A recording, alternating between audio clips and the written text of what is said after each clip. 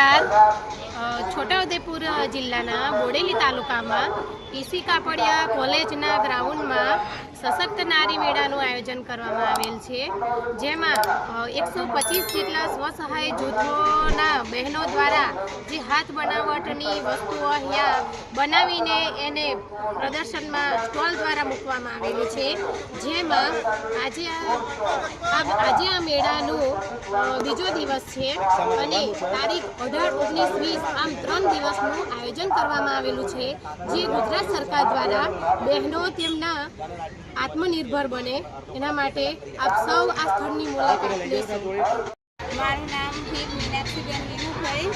અમે નસવાડી તાલુકામાંથી આવીએ છીએ, ખરેખર ગામ બોડેલીમાં નારી મેળો જોવા અમે આવ્યા છે અને બધા આવો મેળો જોવા। અમે આજે બોડેલીમાં ઈસી કાપડિયા કોલેજમાં જે નારી સશક્તિ મેળો ભરાયો છે એમાં વિઝિટ લીધી। એમાં અમે આ નેચરલ બાંબુમાંથી બનાવેલી ટોપલી લીધી છે, જેમાં માટીનું કઢાઈ લીધું છે અને ઓર્ગેનિક સાબુ લીધા છે અને સારી વસ્તુ છે બધી।